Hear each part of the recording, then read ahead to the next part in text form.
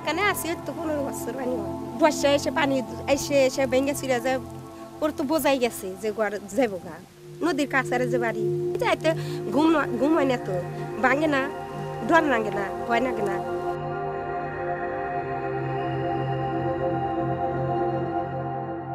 চরের ওই মাথায় ছিল আমাদের এই পুরনো হাট বাজার স্কুল আমরা ওইখান থেকে ভেঙে এই জায়গাতে আবার শিফট করে চলে আসছি ইতিমধ্যেই আমরা ইউনিয়ন কমপ্লেক্স ভবন বিলীন হয়ে গেছে একটা প্রাইমারি স্কুল চলে গেছে হাই স্কুল আপনি দেখতে পাচ্ছেন এখন গভর্নমেন্ট বিক্রি করে দিয়েছে এটা এখান থেকে শিফট করে চলে যাবে অন্যদিকে হাট বাজারগুলো চলে যাবে When we come to such places and we ask what is climate change, it makes no sense.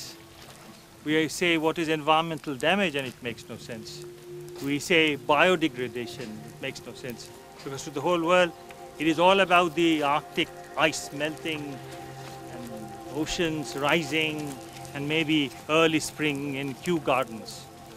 But out here in a remote part of Bangladesh, where people have to leave their homes year after year, every year, once, twice, thrice, 5 times, climate change, nature as it is now, is about losing their livelihood, is about losing their homes, is about losing their families. That is a message we don't always hear.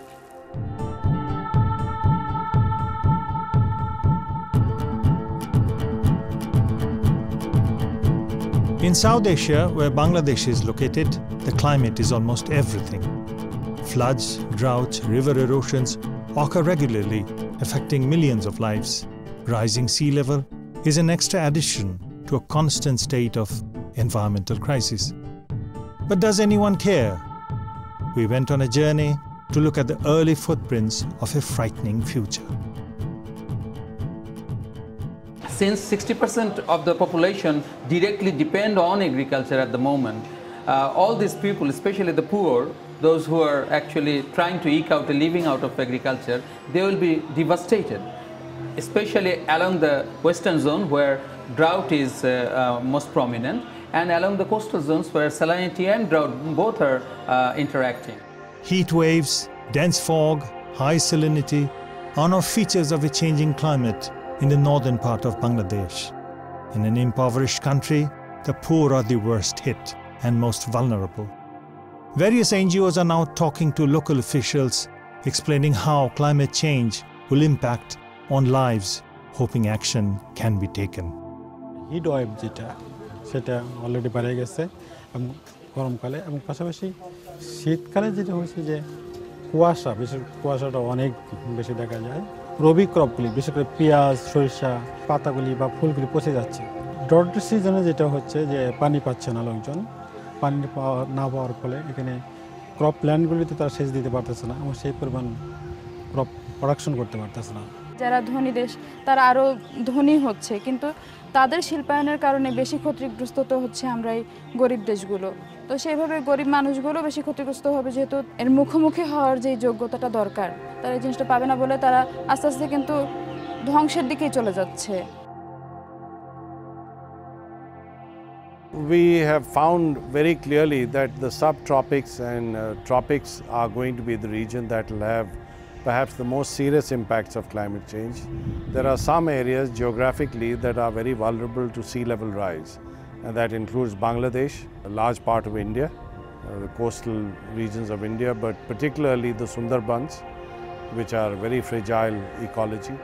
There is Sundarbans, but just above that, all these areas are actually under saline regime. So both salinity and drought, salinity here and drought, these will affect. Moreover, part of the southwestern Bangladesh is under water during normal monsoon as well. So we have both flooding and then during dry season, drought as well as salinity intrusion. We journeyed to the southwestern region of Bangladesh where sweet water is very scarce. Life is largely about collecting drinking water in this extremely poor area where many livelihoods have been destroyed. নোনা পানিতে তো যায় না টুজু করা যায় না কোনো কিছু করা চাল ধোয়া যাবে না এই পানিটা চোখ জ্বালা করে আর বর্ষা হলে এটা বুড়ে যাবে দুটো শাক পাতারি লাগাবেন নাম না পানি আনতে ও দুটি থেকে ভ্যানে করে মরবে খালি গরুর লোকগুলো এই ছোট বাচ্চাদের ঘা পাচা হয়েছে পাচায় কি আমার এক নাতনি হয়েছে তো তাই আমি দেবী বলতেছি তার ঘা মানে আইটে গেছে এখন আমার মলময় নিয়ে তার সাথে হচ্ছে ও তবুও এই পানি দেবী ব্যবহার করতে হচ্ছে It's home to Sundarbans, a cross-border mangrove forest straddling both India and Bangladesh. Severely affected by climate change and environmental degradation, several low-lying islands have already disappeared in this area under the waters of the Bay of Bengal. One can see at a distance the outlines of a forest. We're very close by. You can see what is called Sundarbans, which is probably the world's largest mangrove forest. But all around you can see the water.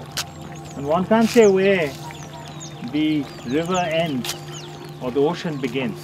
But this is very salty water and it has been increasing. And the trees are already being drowned. And now people think of the ocean as having come into the land. And that means basically that this mangrove forest, possibly the largest in the world, may not survive for long.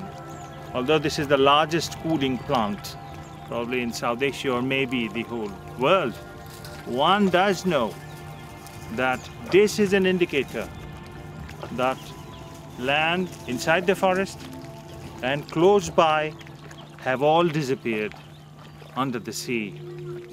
This is where climate change isn't going to happen. It has happened already.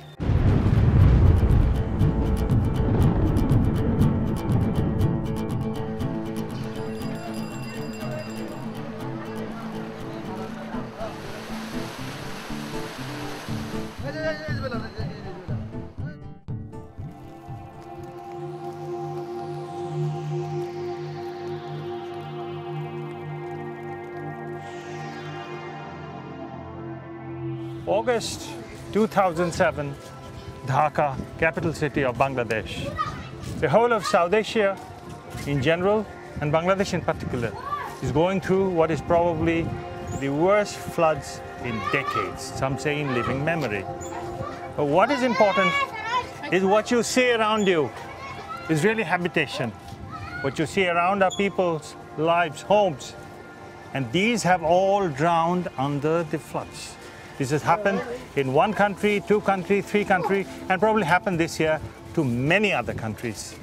If you see behind you, you see a long skyline, and across the skyline, what you only see is water. Basically, this is what floods do to these areas, and especially to Bangladesh regularly. But every few years, it does it at a scale which is unprecedented. It does it at a scale which causes suffering, like people are short of medicines, people are short of food, people are short of livelihood, all of them washed away, and they have nobody to turn to. It's so very easy to ignore Bangladesh when it drowns. It's so easy to ignore the poor when they drown. And this is what is happening, and this is what flood does to people. The bad news? This is going to happen more and more. Climate change will make it a regular part of life, and there is no way people know up till now how to cope with this situation.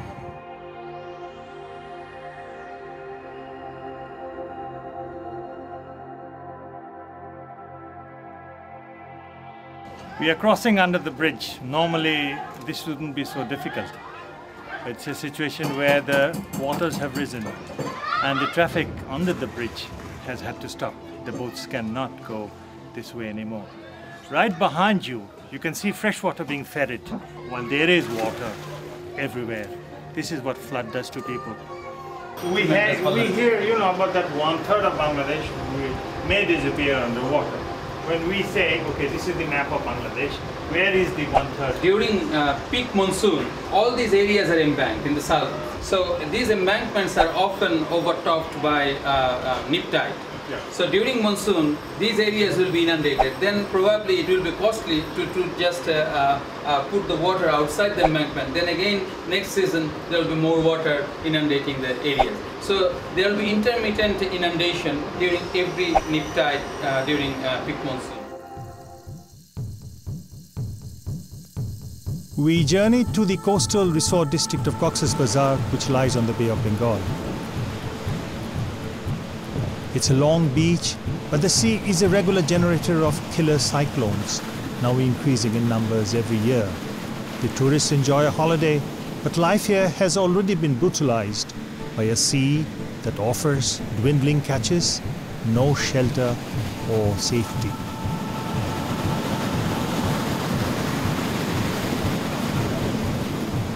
In the Bay of Bengal, the sea, which is probably going to cause death and livelihood loss to more people than any sea in the world.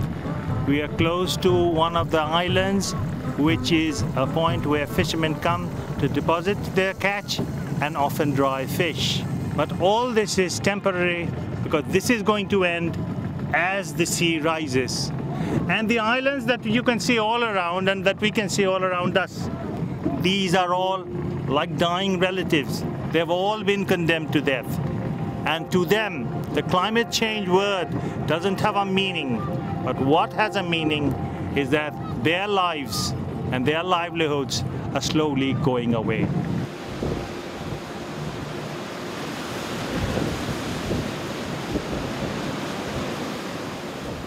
If you look at the possible impacts on Bangladesh, and of course parts of West Bengal as well, they could be very serious because not only is there danger of large areas of land being submerged, we are likely to see the harmful impacts of storm surges, of cyclones, all of which will become much more severe because of sea level rise.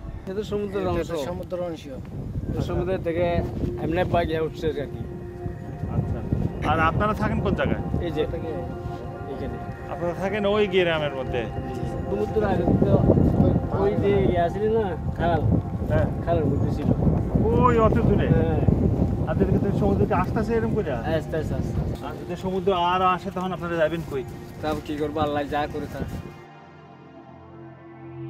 Local people, especially in the coastal area, they don't understand climate change happening, but they can certainly relate that change with their livelihoods and the struggle they are in.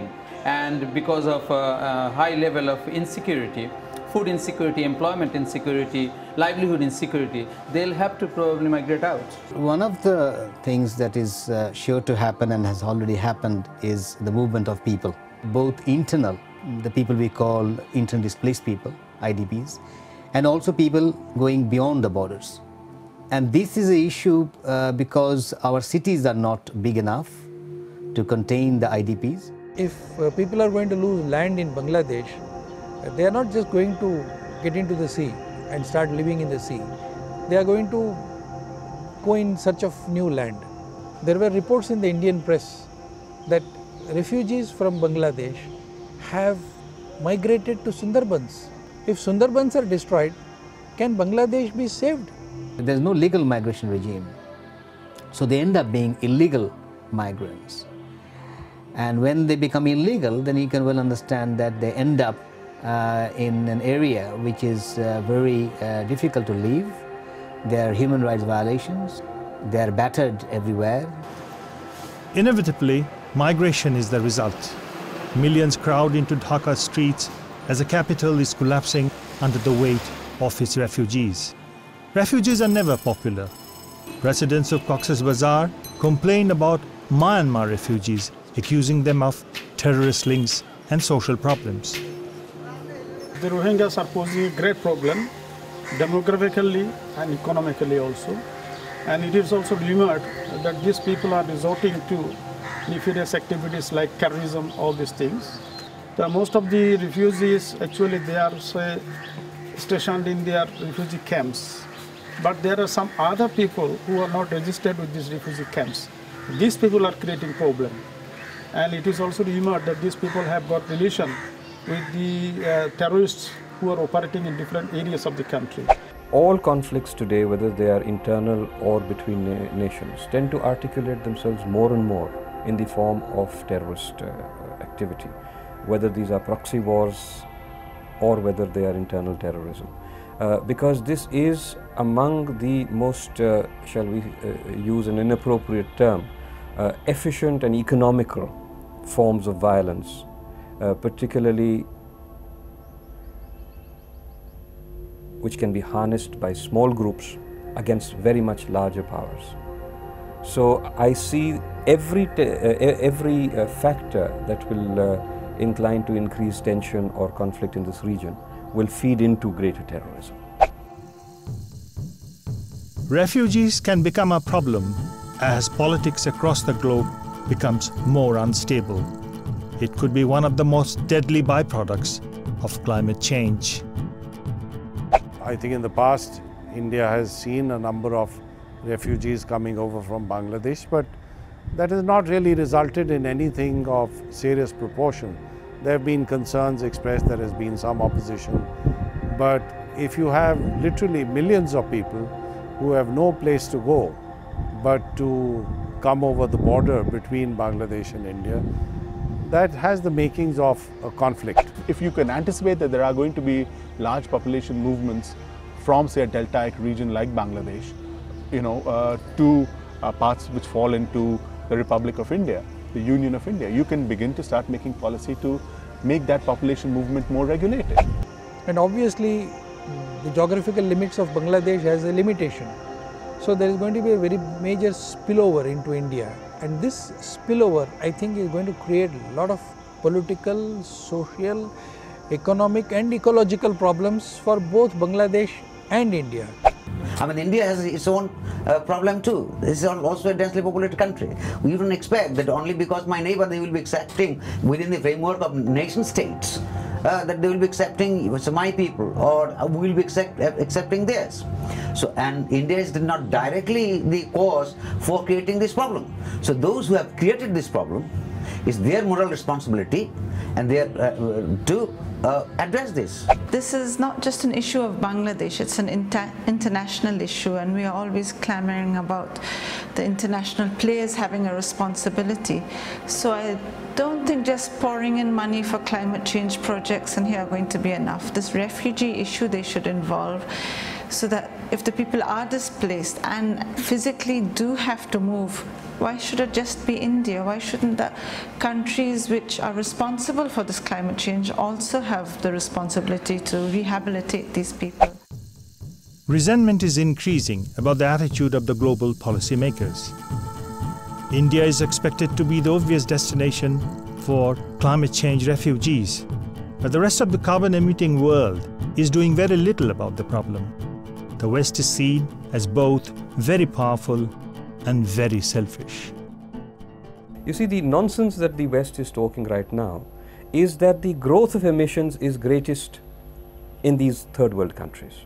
We are told that we must not grow so much rice because rice paddy fields have gaseous emissions that create further problems.